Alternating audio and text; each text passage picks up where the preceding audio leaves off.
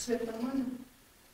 Саламатсына болмады окутушулар, саламатсына болмады журналисттер, коноктор. Добрый день, уважаемый Сорубаев Душев Шейхматович. Добрый день, уважаемые журналисты, представители пресс-секретаря. Рад видеть вас и решительно начинается пресс-конференцию, посвященную теме о нарушениях прав субъектов предпринимательства. Участник сегодняшней пресс-конференции Сорубаев Душев Шейхматович, предприниматель, инвестор, председатель ассоциации предпринимателей. Пожалуйста.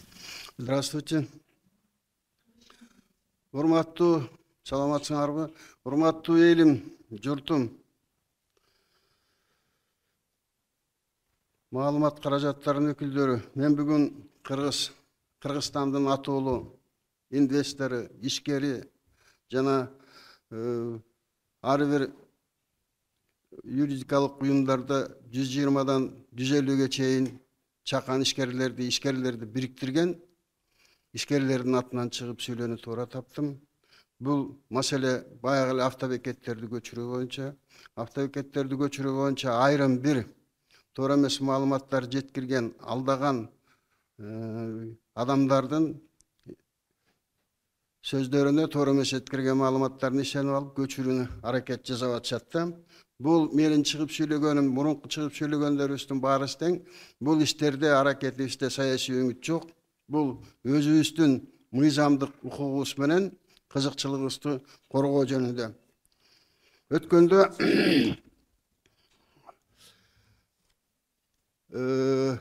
мэриянын департаменти биздин жасаган маалыматка каршы маалымат бериптир. Ошо маалыматтын ар бир маселелерине токтоп кетүүгө туура болуп атат. Туура эмес маалымат болуп атат да. Муну орусча бергендиктен мен сиздерге орусча жооп берейин. Департамент мэрии города Бишкек по транспорту, развитию дорожно-транспортной инфраструктуры, руководителем которого является Уизбаев. Вы хорошо запомните, именно Уизбаев, который является зачинщиком переноса автобекетов за пределами города Бишкек. И вот он, работники этого департамента, ссылаются на постановление мэрии города Бишкек, постановление Бишкекского городского кеңеша от 2 декабря 2009 года номер 121 о мерах по увеличению пассажирского транспорта на территории города Бишкек. Именно на это постановление ссылается. Теперь на ваших руках имеется копия данного постановления Бишкекского городского кеңеша, где я вам прочту. Постановление Бишкекского городского кеңеша от 2 декабря 2009 года гласит номер 120 о мерах по увеличению движения пассажирского транспорта на территорию города Бишкек. Первым пунктом определить на территории города Бишкек место стоянки, отправки, прибытия автобусов, микроавтобусов, пригородных, междугородных и международных маршрутов на следующих пунктах. Для междугородных и международных маршрутов западный автовокзал, ОСО автобекет Акжол. Далее идет для пригородных и междугородных маршрутов внутриобластного значения это Восточный автовокзал. Кроме того, следующих на автовокзалы определены, установлены в следующем порядке. По объездной дороге улица Юлиса Фучика, проспект Двигджола. По объездной дороге бульвар Молодая Гвардия, проспект Двигджола. Следующий северо-западном направлении улица Фучика, опять проспект Двигджола. То есть это постановление принято в целях для того, чтобы пассажирские автотранспорты не ездили по городу. Именно с выходом на объездную дорогу. И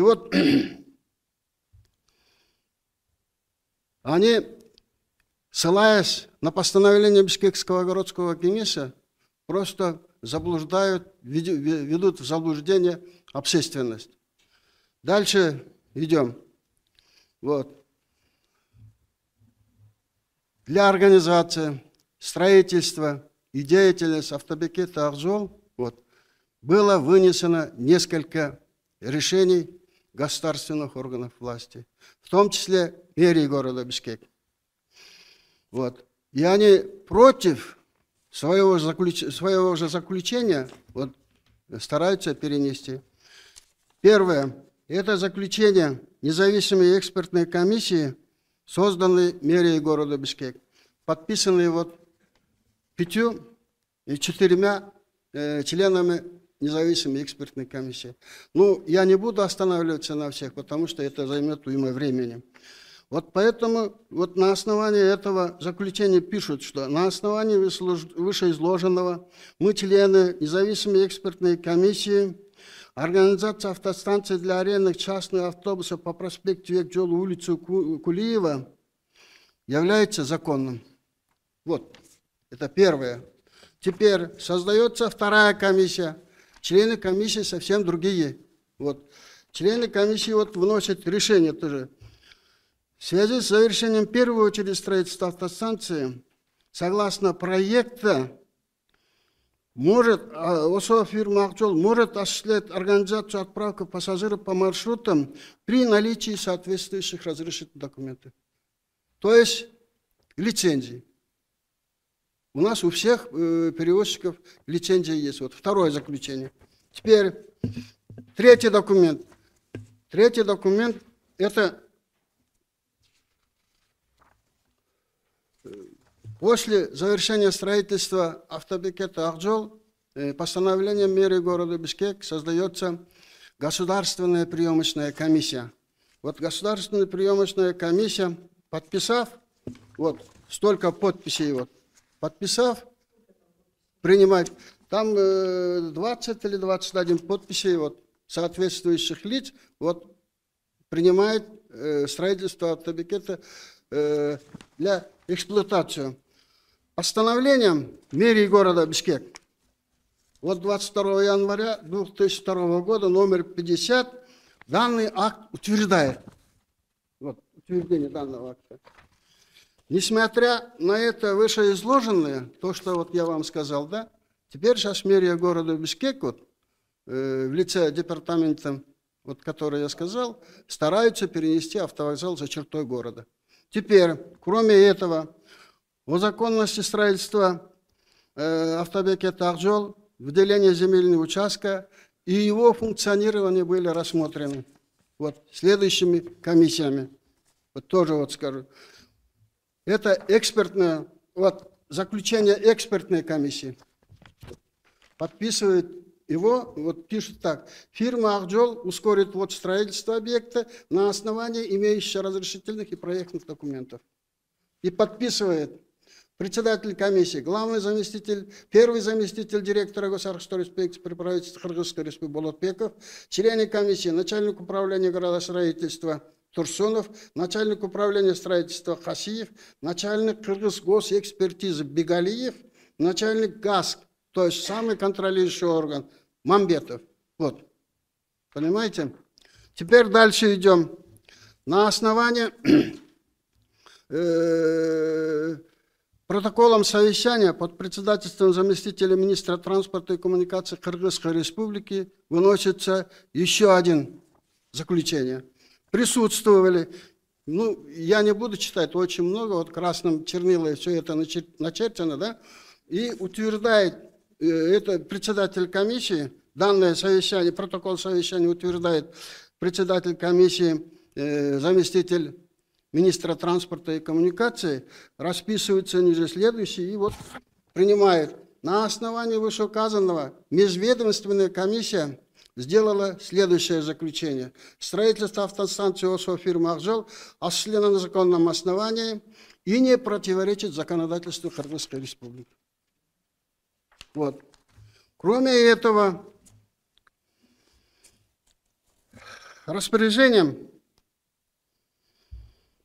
премьер-министра Кыргызской республики создается специальная комиссия во главе с Даникеевым, который в то время работал заместитель заведующего отдела экономической политики администрации президента Кыргызской республики, и председателем комиссии. Его назначают.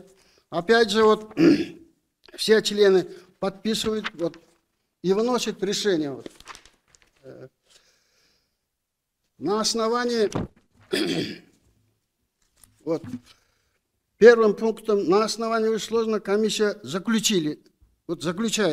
Первое. На основании постановления мэрии города Бишкек деятельность по организации отправки перевозки международные и междугородные маршруты на земельном участке,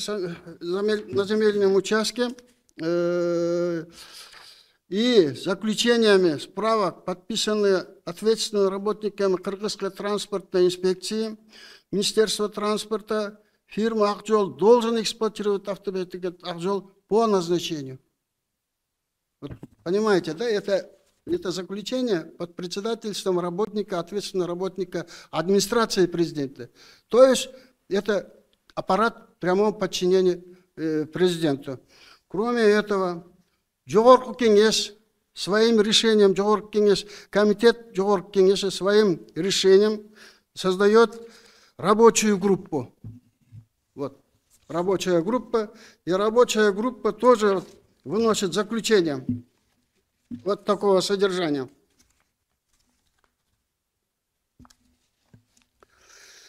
На основании вышеизложенного рабочая группа выносит заключение. На основании постановления там мэрии фирма «Акжол» имеет право эксплуатировать автобекет «Акжол» по назначению. Тоже вот выносит решение. Кроме этого, у меня на руках имеется вот заключение Генеральной прокуратуры, заключение Бишкекской городской прокуратуры вот, имеется. И самое главное, что хотел сказать, вот имеется на руках у меня решение судов в отношении выделения земельного участка, строительства, функционирования. И вот Первомайский район суд города Бишкек решил удовлетворение искового заявления Чуйского предприятия «АвтоВокзал» автостанции о признании незаконным строительства автостанции и сносу сооружений отказать. Вот. И первая печать это принято, а вторая печать означает, что оно вступило в законную силу. Вот, решение. Кроме этого, постановлением, мы первый, второй и окончательная инстанция, это Верховный суд, дошли до Верховного суда, и Верховный суд вот здесь пишет, то есть выносит, постановляет решение межрайонного суда и второй инстанции оставить в силе и отказать о сносе сооружений.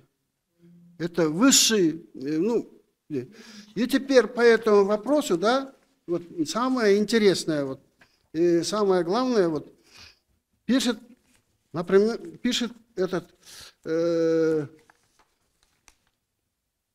заключает, выносит заключение по этому вопросу, вот, своим письмом мэрия города Бишкек, адресованная Кыргыз Республикасының Жогорку кеңешине, Кыргыз Республикасының президентінің администрациясына, анан Акжолго деп туруп, анан жазып атат да мына жерде. Буга аппарат жетекчисинин милдетин аткаруучу Топоев кол коюп атат. Момунча жазып атат. Кыргыз Республикасынын Конституциясынын 101-бересинин 1-бөлүгүнө ылайык Кыргыз Республикасынын сотторунун мыйзамдуу күчүнө кирген чечимдерин бардык мамлекеттик органдар, жергиликтүү өз алдынча башкаруу органдары, юридикалык жактар, коомдук бирикмелер, кызмат адамдары жана жеке адамдар жана республиканын бүткүл аймагына аткарылууга тийиш. Арыз ээлери тарабынан тиркелген соттордун чечимдери иликтелип эске алынды деп официально кат берип атат. Ошол эле мезгилде ушулардын барысына каршы азыр кайра автобекеттин жумушун токтотуп көчүрүүнүн амалын иштеп атат.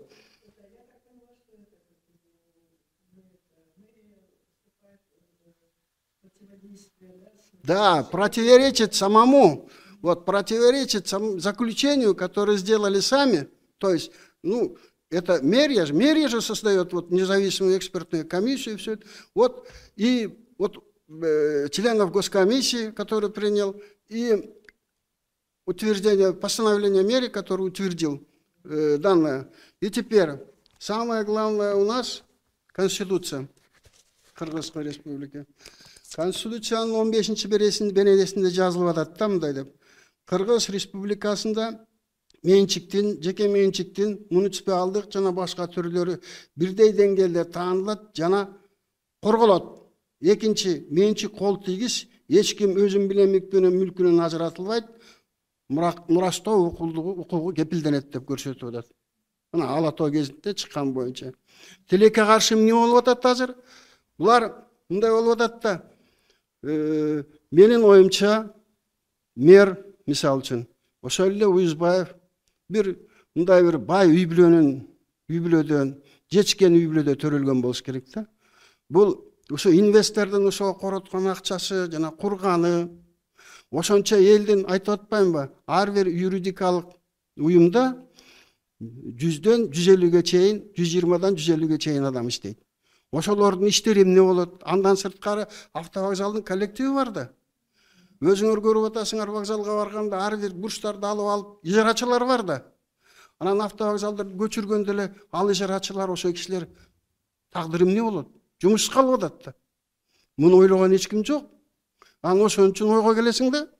Жанагы эки мэр дагы, департаменттин жетекчиси дагы, мэр дайындаган жетекчиси дагы экөө тең бир бай үй бүлөдө чоңойгон да. Анан ошон үчүн билбейт эчтеке. То есть турмуштан алыс кишилер. Же болбосо мындай жасабайт эле да. А дегенде ошол иштеп аткан адамдардын кеңешип, сүйлөшүп, ошолорго бир шарт түзүп берип, анан көчүрөбүз десе да, бул такыр башка ой болот эле да. Анан ушинтип отуруп мындай болуп атат да. Бул мындай маселеге барып атат. Автовокзалдар ордунда калып атат. Мыйзамдардын укуктук актыларынын чегинде уюшулган ошол автовокзалдагы ишкерлик дагы жеке ишкерлик болуп эсептелинет да. Ошол ишкерликти жанагы жүргүнчүлөрдү которуу менен алып кетүүнүн амалын иштеп атат. А мунун кимдин кызыкчылыгы бар? И ошол азыркы жаңы уюшулуп аткан автовокзал бул именно департаментке, ал департаменттин жетектеген Уюзбаевка караштуу болуп атат. Вот в чем дело. Да. То есть мындай кылып атат да, мындай максат болуп атат да. Бишкектеги иш менен тыгындын шылтоосу менен жаңы автовокзалды ача коюп, ал автовокзалдагы жооп бербейт. Мыйзамдарга жооп бербейт ал. Ошо жооп бербеген автовокзалга көчүрүп, бул шаардын ичиндеги турган автовокзалдарды ишсиз калтырып, анын жүргүзүп аткан ишкерликти, ошол жерде иштеп аткан ишкерликти тартып алуу амалы да. Мен ушундай көрөм, ушундай ойлойм. Мисал үчүн да. Вот. Эми муну мен вот буквально 4-5 күндө, 3-чү күндө келип пресс-конференция берели деген күн уктум да. Ошол Уюзбаевдин, оказывается, ошол Уюзбаев бир нече жолу мэрге кайрылган экен, докладной записка менен да. Эми ал жерде ал өзү президенттин аппаратында, өкмөттө ушундай кызматтарда иштеген экен, жазганды өтө жакшы билет окшойт. Анан ушундай деп кайрылыптыр, тыгынга, ишка шылтоолоп, көчүрсөк, жыргайбыз, эл болот, оңолот деп ушундай бир данныйларды келтирип туруп, анан алардын ишеничине кирип алган да. Ошолордун ишеничине кирип алып туруп, анан давай ушундай көчүрсөк ушундай болот турбайбы деп. Бул андай болбойт. Мен так кese айта алам. 30 жылдан ашык тажрыйбам бар адам катары Кыргыз Республикасынын транспорт процессиндечи андай болбойт. Өзүңөр деле жүргүнчө ойлогулачы мына, жөн эле барып көргүлөчү. Мына такси жандап алып эле барсаңыздар, канча акча кетет. Ошол жерде кандай шарт уюшулган, кайра келгенде канча кетет. Азыркы өтө кымбатчылык убакта азыр айылга баратканда ушул чакан ишкерлер айыл чарба товарларын салып барышат. Эми сатып бир тыйын кылайын деп аракетин, жашоонун аракети да. Ал эми келатканда жок дегенде бир мешок картошкасы менен келет. Мен күндө иштеген көргөн катар адам, тажрыйбам бар карап атам. Эми ошо мешогун жанагы жүгүн көтөрүп алып автобустун аялдамасына баралабы. Анан үйүнө келгенден кийин ар бир кишинин остановкасы, автобустун остановкасы үйүнүндө эмес да, же үйүнүн жанында эмес да. Аны көтөрүп алып келеби? Айласы да мажбур болот такси жандаганга. А такси жанды канча болот? Канча акча кетет? Муну деле эсептешкен эч ким жок да. Муну ойлоп да койгон эч ким жок. Эми ал жерге эки гана көчө барат. Эки эле. Алматинка, анан Объездной. Объезднойду да билесиздер, Алматинканы да билесиздер. Эмне болуп атканын да. Анан ушунун баарысын ойлоп алып туруп, бул жерде бир жанагы менин берген ушул чыккан маалыматтарга караганда мынтип айтып атат да. Кээ бир окурмандарчы, эми комментарийдан көрүнүп атат. Дүйшөнбай өзүнүн автовокзалын коргоп аткан Турбаева. Бул жерде автовокзалдардын мафиясы болуп аткан Турбаева. Ошо мафияны бергиси келип аткан Турбаева деген бир туура эмес түшүнүк болуп атат да. Эмне үчүн мен ишкер, Кыргызстандын атуулу, ошончолук кредит алып, өзүмдүн акчамды жумшап, башты мына 1,5 миллион АКШ доллары менен. Андан да көп болот да, азыр эсептеп атабыз. Ошолордун баарын коротуп алган курулушумду эмне үчүн мен коргой албайм? Бул мага мыйзам чегинде берилген укук да. Туурабы? Өзүн деле ошо адамдар өзлөрүн деле ойлоп көрсүнчү. Бир өзүнүн эптеп салып алган кафесин, же бир башка бирдемесин келип эле ошонун ишкерлигин башка жака котор тартып алам десе, ошо киши эмне кылат?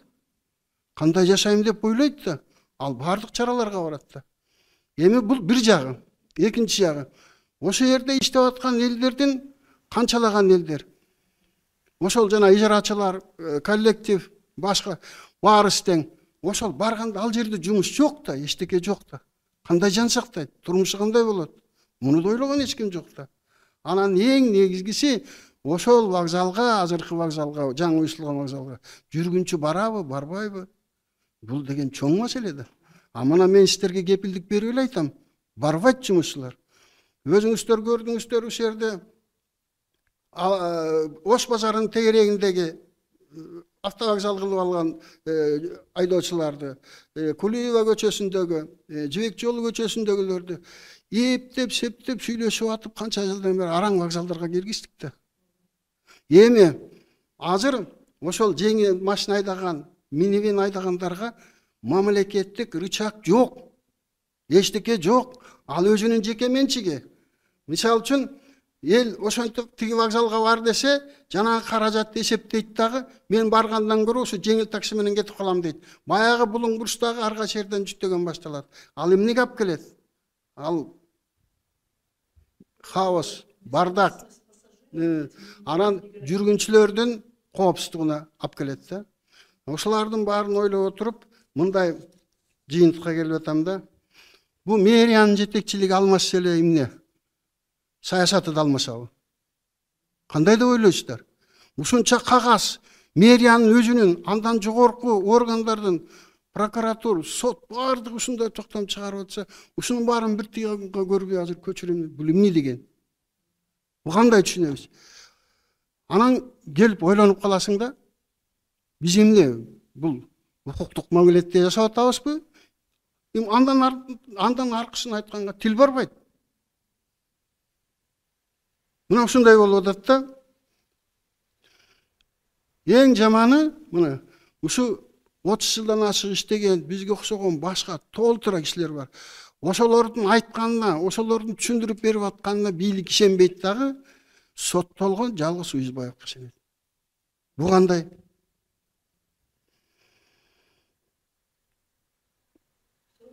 Анан самое страшное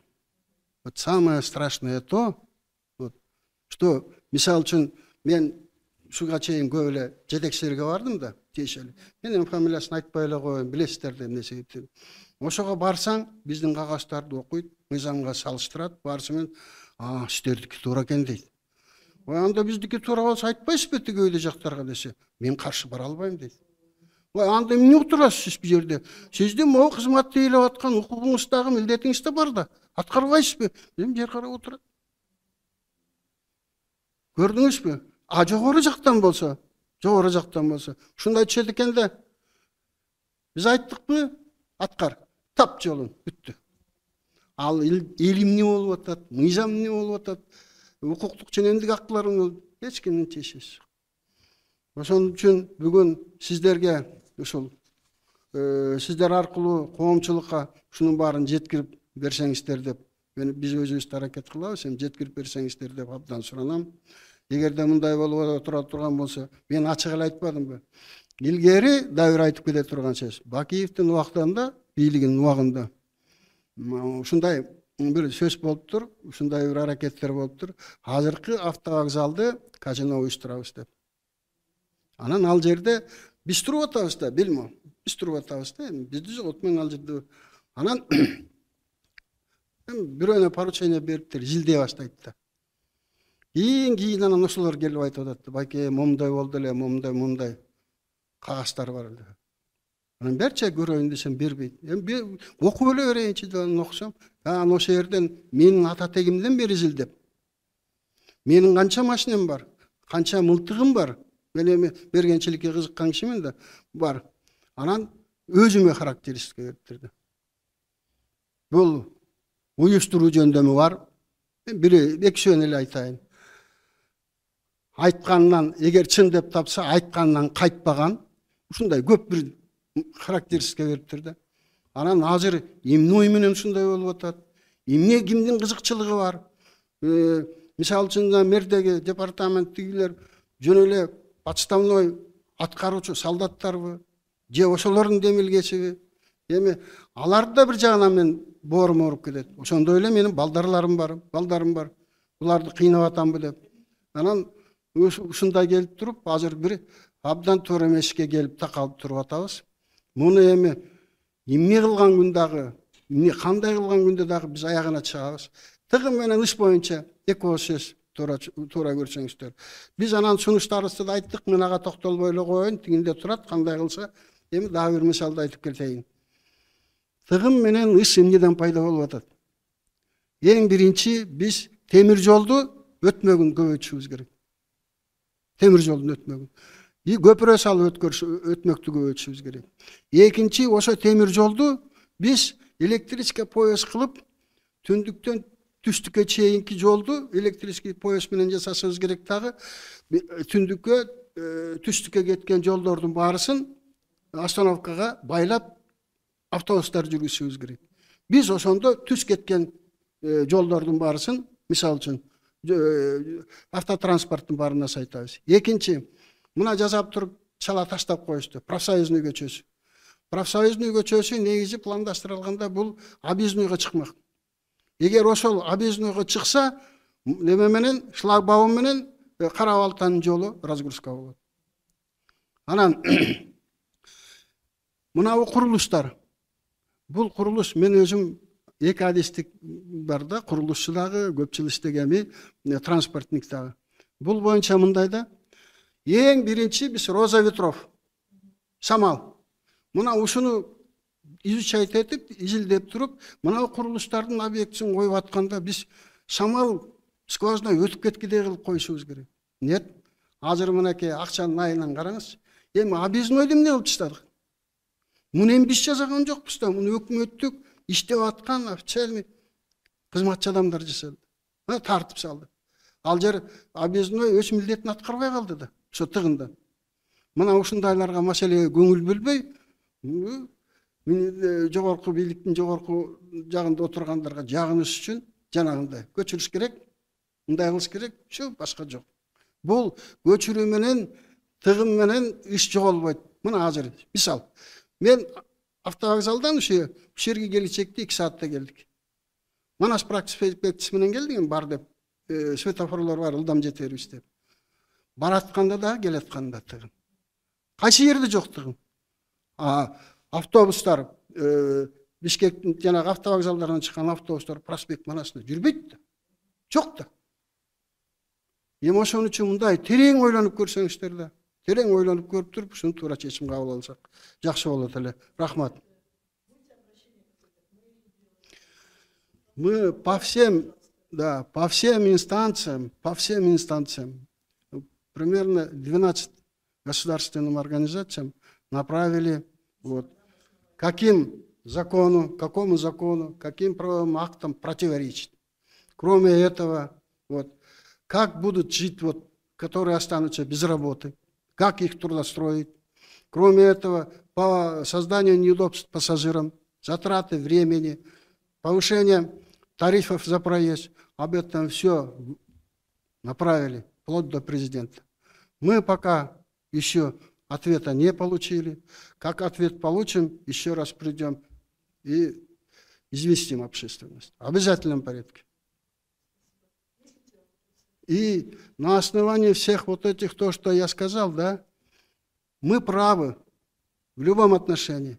И в законном, правовым документам, и жизненным мы будем идти до конца. Защищать свои законные права и интересы. Спасибо.